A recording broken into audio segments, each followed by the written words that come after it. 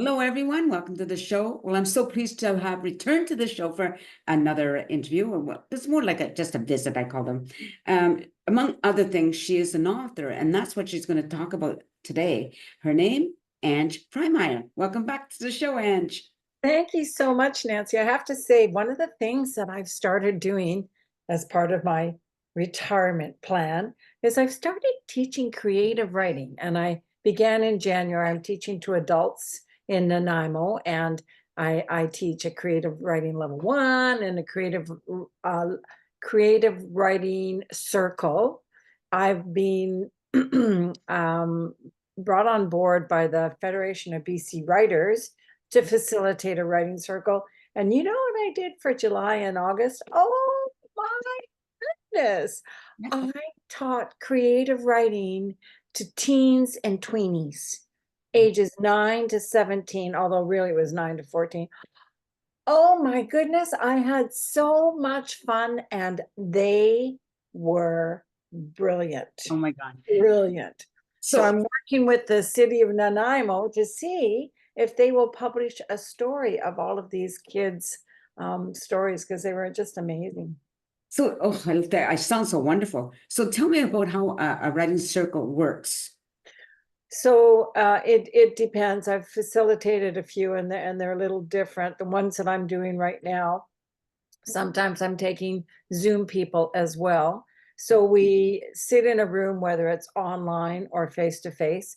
The circle that I'm starting next Tuesday, actually, it's going to be face to face with one person possibly joining by Zoom. And so I will give you a prompt. There is no experience necessary in the writing circle, but you are expected to understand the more than the basics, the fundamentals and elements, the theory, I guess, of writing, how to put together a sentence, how to use verbs and how not to use verbs and adjectives, etc. So I give them a prompt, they write, and the circle is 2 hours. So it depends on how many people are there. Then we start to share each other's writing, and not everybody will be heard every circle. Right. And I have a structure for feedback that I'm pretty insistent on keeping so that no one's feelings get hurt, Yeah. especially for the shyer ones. Yeah. And so there's feedback given, then I give a little bit of extra feedback, and then I give another prompt. So that's the process. And many people who I have been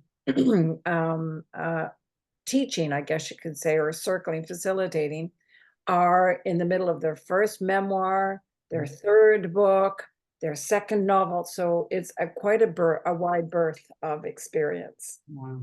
That sounds so pretty awesome, actually, Like It is. I've been involved with writing, I guess you'd call it a circle, but we were writing a play and Oh, wow. we reached to present a character and all those characters became part of the play. What a brilliant idea. Yeah, except my husband got ill at that time, like he eventually passed away, but they Oh, changed my character so what because I wasn't there for quite a while. You couldn't recognize it anymore. I was so disappointed.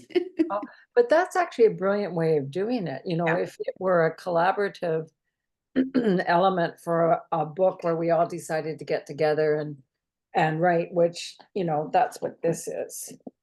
The text for public relations. Is it Okay. upside down? No, It's just back. sideways. There we go. Yeah. Yeah. Okay. So, and that's what we did. We all got together. We had 3 or 4 Zoom elements, talked about what you're going to cover, Mark, what you're going to cover, Marcia, etc., so that there was no overlay. And by the way, the Us? gentleman who wrote it, it's in such small print, but William Ray Carney, he just passed away last week. Yeah, so, but he had a good, healthy life. Right. So it's cool when things like that happen. I Yes. don't know if I will ever be in a situation where I can do that because I'm now a solo artist, a solo writer, solo author, but it sounds very, very cool. Yeah. For And it was staged as well, so the whole idea was it was going to be staged at some point. nice, So that was very pretty good. nice. Now Yeah. you've written your own books, right? Well, I've not ever written my own book. I participated. So this is a Okay. textbook. I would say academia doesn't really Sure. count. I mean, it does, because it makes the company money, but It's this so good. was my first book, which is, these are all collections of Okay. stories by other artists and Right. memoirs, really. So this was about my, how did they say you're supposed to say it? My former spouse, never supposed to say ex-husband, they say, Oh, because it's insulting, so. X, And X, X, X, X, I, sorry. and then I wrote The Family Tree, and we talked a bit about this one before. I can go through it again if you want. Yeah, just remind people, yeah. Okay, so The Family Tree, embracing your mother's, daughter's roots for forgiveness, fulfillment, and freedom. That was really important to me because my mom and I had been at odds for a couple of decades. And even though I was one of her caregivers, one day something changed. I said, Mom, I'm not going to listen anymore. I had great boundaries with her. And I said, I'm going to leave. And she went, that's what all of you children do, all 8 of us. You all leave. So I sat down because I realized she was quite upset. And I listened to her in a way I had never, ever listened to my mother. Mhm. And that began the beginning of a glorious, joyful, loving, honest, embracing, compassionate Mhm. uh, relationship that I honored right through. We both honored. She became one of my best friends. I wanted her to be my maid of honor for Oh, my wedding, but Mom couldn't walk down the aisle, so we decided not to do that. right. And then in my, I think I had told you before, I was also an accredited therapeutic counselor. Yes. And in that accreditation role of 3 years, plus I've been doing probably 10 years of volunteering before that, I was on a workshop at a workshop, and they said, we are going to go to the heart of Vancouver. Do you know Vancouver at all? Not much, yeah. Okay. Well, we were challenged to go to a spot where we had never been or where we would never go. And for most people, that's the homeless area. Yeah, yeah. Because it's quite, it now covers seriously about 15 blocks of people hitting up on the street, selling their drugs. It's very, very unsettling Yeah. to see that aloud, but understandably why. And just my heart went out for all those people. Anyhow, so I went to Pigeon Park, and I was sitting there at Pigeon Park, and this woman, she was, I don't know, 20, 21 years old. I should know if I remember from the book because I did interview her eventually. Anyhow, she sat down beside me. She's smoking her cigarettes. And there's this other woman with a vest on that has the yellow stripes on it, orange and yellow stripes, meaning to me that she's hired by the city. And people would come up to her and say, hey, Missy, whatever her name was, sell me some smoke. So these were the homeless population. And she kept looking at this young woman beside me, who, even though she was rough in appearance and stuff, she was actually stunningly beautiful. Mhm. And we were talking a little bit, and I finally said, after sitting there for about half hour, so I went, that woman, she keeps looking over at you. And the young woman went, I know. And then she said, out of pure embarrassment, that's my mother. So, and her mother, of course, had been looking for her daughter who had disappeared. There were always drugs, not always, usually drugs involved. And Yeah, she found her on the street one day. It says more about it in the book. right. And so then she decided the only way she was going to be able to keep an eye out on her daughter, she took a 3-year leave of absence from work. She was a construction worker, which is where she got the vest from. And she hung out in that park Yeah. all the time. And so anyhow, I talked to her mother afterwards, and I said, and by this time the young woman had disappeared. And I said, can I do a story? ... So I was able to do the interviews. But I saw the woman, the mother, a few more times after that. I never ran into the young girl. The last time I saw the mother, she says, I haven't seen her in a month. Oh, So, gosh. so that's the second story in Right, here. right. What a harsh It's reality. it's a collection of I think 1, 2, 3, 4, 5, 6, 7, 8, 9, of 10 of us women who have given stories on our mothers Mhm. or on our daughters from a mother's perspective. And honestly, Nancy, it's for me Yeah. riveting, engaging, sad, glorious, just um so many different emotions came up for me in reading this, and I've probably read it 7 or 8 times, and I've become very, very close to the founder of this, Rebecca Harrison, who is an actor and an author herself. She's now a life coach. She's amazing. So, that's one of the beautiful things about writing is that it can bring us so close Mhm. to like-minded, Yes. like soul people, Right. Right. So Wow. It's powerful, isn't it? It sounds so powerful, you know?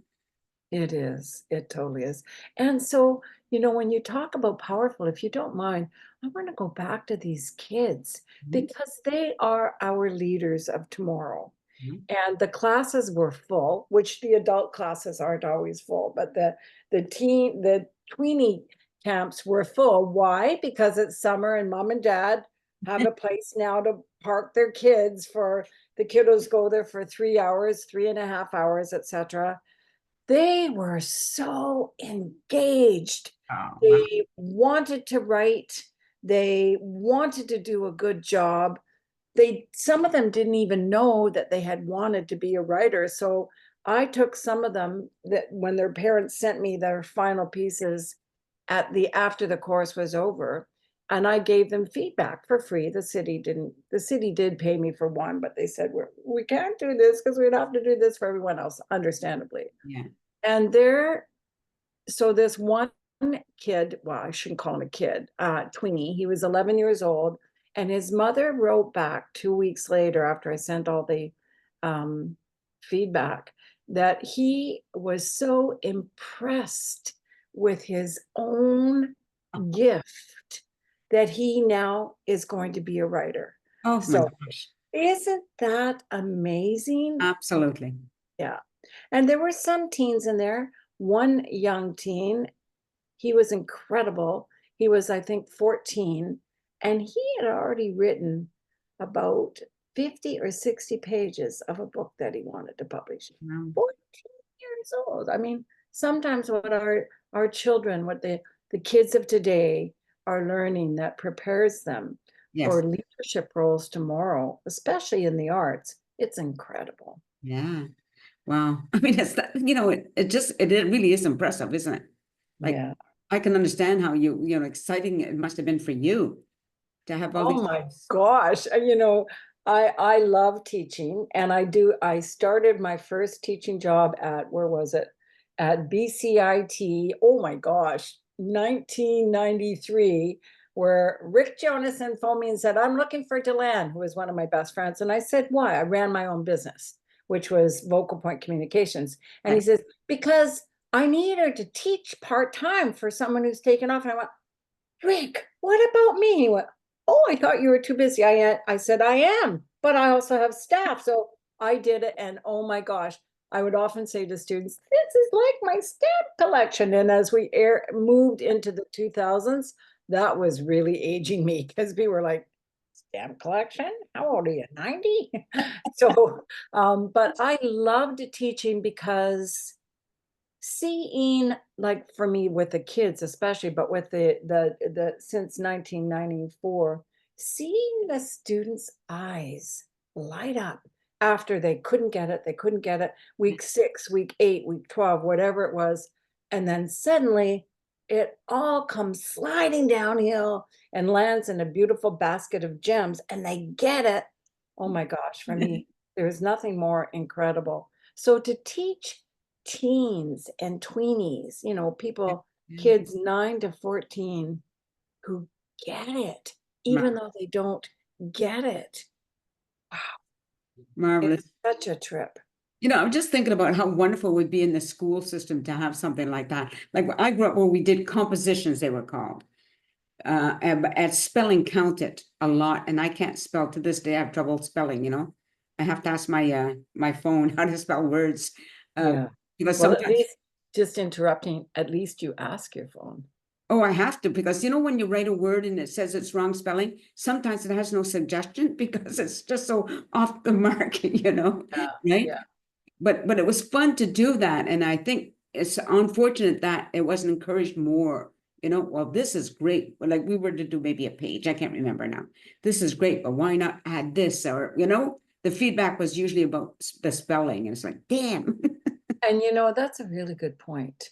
For the teens and even for some of my adults, realistically and kindly, they have major spelling problems. They have major grammar problems. Sometimes they don't know, especially the kids, how to construct a sentence with a noun, a verb, an object. They have no idea. Even their punctuation is quite bizarre. Some of the tweens didn't use punctuation, but I decided I'm not giving them that kind of feedback. Yeah.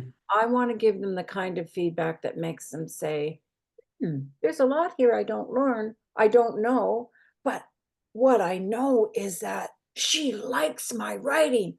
That's the thing, because everything else is teachable, Yes. everything, so. Wow. I'm gonna share something else that was quite incredible. I Okay. lived in Vancouver since 1979, so whatever that is, 48 years, 45 years, something like that. Long time. Loved Vancouver until I moved to Nanaimo to retire. I hadn't retired yet. I kept Yeah. commuting When back to Vancouver. But and no, this is post-retirement. I don't mark anything, although I did choose to give a lot of feedback to these tweens. I don't mark anything, so there's no work except for me to prepare my lesson plans, which I can do very, very quickly. But in Vancouver, they have some of the school boards, when I say Vancouver, I should speak to Metro Vancouver. right. Some of the school boards don't, and you probably know this, throughout many parts of North America, cursive writing is not taught anymore. No. Yeah, the mind, it boggles when I think of that. Yeah. And with my great nieces and my other nieces and nephews, they are all learning, I don't have one, through iPads Right. or laptops. Yeah. So they don't even do cursive writing. Nanaimo, oh my gosh, I should probably post something on Facebook applauding the city of Nanaimo for this. They teach cursive writing. Good. So one of the things that the course offers to the kids, not the adults, is a free notebook. And they came in all ready to write, and they wrote for, you know, 2, 3 hours sometimes a day, whatever they were allowed to write. And it was so cool to see that, because I know, as a communications person, I know quite a bit about the average human being and their likes and dislikes, what makes them act and behave the way they do. And when we are cursive writing, something happens to our brain that does not happen on the digital keyboard. Okay. So yeah, it's just, I want to see. No, it's in my other drawer. I ended up buying the kids pens that said, "Go for it, you do this, yay!" And just all these inspirational things for after the course. Hmm. So we'll see what happens. I hope that, and one of them actually said, "Could I ever take your course for adults?" So we'll see what happens down the road. Yeah. When you talk about, you know, them not being taught cursive writing, I sometimes watch young people hold a pen or a pencil, and it's like they're not. That's also what they're not taught, because they're not taught to write. So why would they be taught how to hold a pen? You know? And yes, and as an events specialist for years, for almost 40 years, even before my company, because I worked in radio as a broadcaster and promotions and marketing manager. Yeah.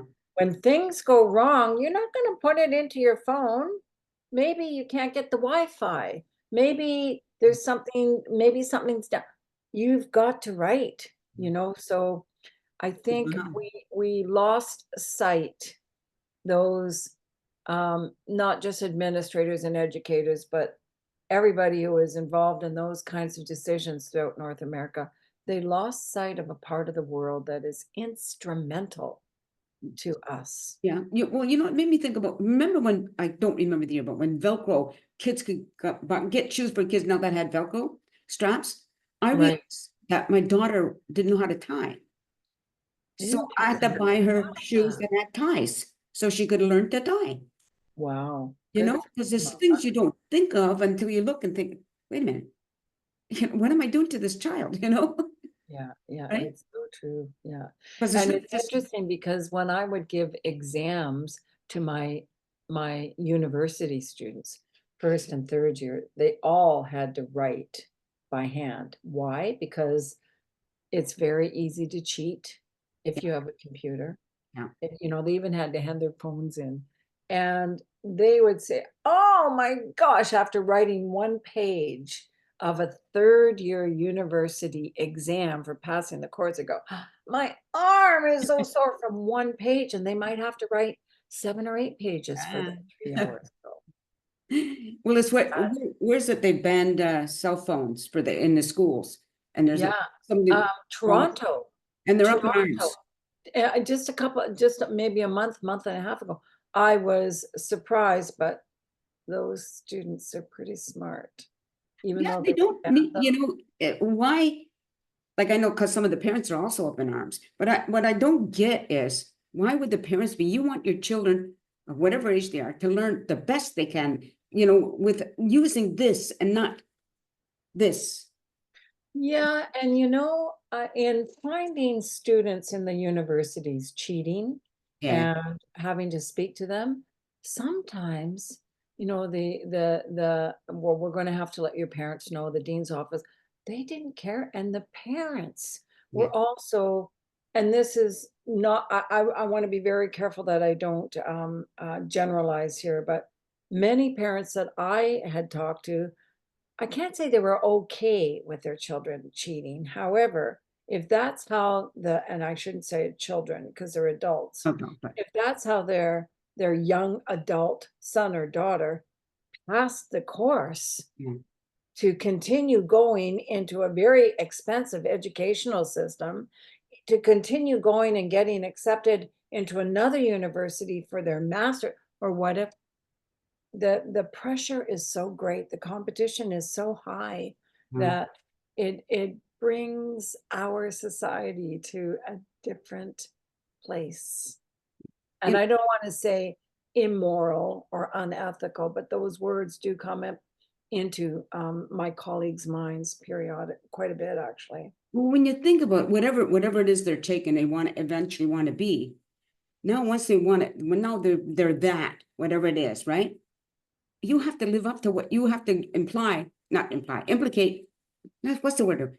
Put into practice what you learned. Yeah, How yeah, can you if you cheated your way there? I know. I And mean, they just really don't understand that if they find out on your transcript that you cheated, they probably won't even hire you. yeah, why would So, they? Yeah, yeah, I mean, I loved teaching and teaching the third years. Some of them understood, but some of them were still under bad or negative ideas on how they would succeed mm, in the real world. right, yeah. Yeah. Just thinking about all of the things you've done, all of it seems to be stemming from communicating in some form, right? Well, yeah. So when I first started, it was radio broadcasting. And of course, that's all about communications. And when I left the final radio station I was at full time, which was JR Country, 93.7 FM, where everybody wore cowboy boots but me. I refused to wear cowboy boots and our cowboy hats. I would wear the boots and I'd wear the bolo ties, but no cowboy hats. And when I decided then to start up my own company, I had experience in so many different things. And I went, okay, so I'm going to call my company Focal Point Promotions, Publicity, and Public Relations. Whew. And some of the media who were covering me, because I was nominated for uh, a business award for 40 under 40, Nice. and they're going, Vocal Point, why do you have such a long name? So I finally shortened it to Vocal Point Communications. A little aside, when our world went completely digital and all of our banking information, et cetera, was transposed to the computer, Vocal Point Communications would not fit into my bank's system. So they have me, and the IRS, or the, not IRS, CRS, Canadian Revenue Association, they have me as Vocal Point because they couldn't get the last descriptor word in there. So I find that really funny. Yeah. Right. I was just reading through, you know, when I go on Facebook and all of the things you had there, like your credits or whatever. Former Radio 55 Rainbow Pepsi Cruiser. And so that was in the days when my name was Angie, and it would be, this is Angie and the CKPG Radio 55 Pepsi Rainbow Cruiser. It took a while to learn that whole line so I could say it faultlessly. Right. Well, that was in Prince George, right? Yeah, yeah. Oh, right. It's just sort of fun. If, you know, even reading through this without knowing you, and it's like, oh my gosh, like it's all these things. A former mortgage officer. Yeah, I worked in banking for 7.5 years, and I loved it, so I thought, until a company that I was in mid-management for, it went under. Well, it went into receivership because the high market prices had started in Alberta, and this company had a lot of investments there, and before you knew it, their liabilities were higher than their assets, which is the definition of that's when you start to go into foreclosure. Oh, okay. So when I went into radio broadcasting, it was such a far cry for me, but I knew I had this talent for writing. I thought I had a kind of okay voice, and I just fell in love with it. So it all morphed down the road for sure. I'm going to tell you about my first time in BCI in Prince George. Okay. I was hired as you heard, that the community cruiser reporter. They would often sometimes in those days say, yeah, community chick or community babe or whatever. And so I went up to Prince George a week early because I heard I had to do 6 to 8 reports a day, 6 a day on Monday, Wednesday to Friday, and 8 reports on Saturday and Sunday, which was unheard of. In the major markets, it would be 1 to 2 reports. Sometimes, if something big was going on, maybe 4, and I'm going, oh my gosh, I'm just going into second year at BCIT as a radio broadcasting student. And I have to do 8 reports, and that's 40 reports a week, blah, blah, blah. So a lot of anxiety and stress came up. I went up early, and I had told them I was coming up early, and they said, no problems here. You can use our van and drive around and get to know people. And I did. And everywhere I went, everywhere, people were honking and waving. And I thought, wow, what a friendly, friendly town. I loved my time there. That's nice. That's so cool. We just got to notice we're running out of time. Oh my God. Where did that time go to? That's the thing for me. Is like when I get to speak to somebody, it's so enjoyable that the time just zooms by, you know, right? That was the shortest cup of tea I've ever had. Anyway, Ange, it is so enjoyable. I really do love speaking with you or listening to, you know, the things you've done, the things you do, the things you're going to do, because I'm sure there's going to be more. Some people don't know how to retire.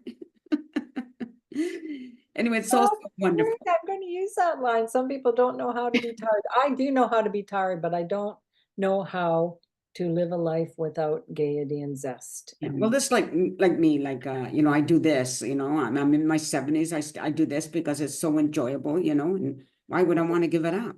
Exactly. You look great, by the way. Thank you very much. Thank you very much. Awesome. That's Anyway, awesome. just stay on camera, right? So to Okay. the audience, you've been listening to Ange Frymire. She's on Facebook. I mean, just look it up, and it's just so much fun. And I think those writing circles, oh, that is just, I think whether you're writing a book or what, or the part like I was with a play, that would be so cool, you know? So think about that, people, and if you're interested, contact her. So there we go, folks. So thank you, everybody, for watching the show. Thank you, Ange. Take care, everybody, and peace out.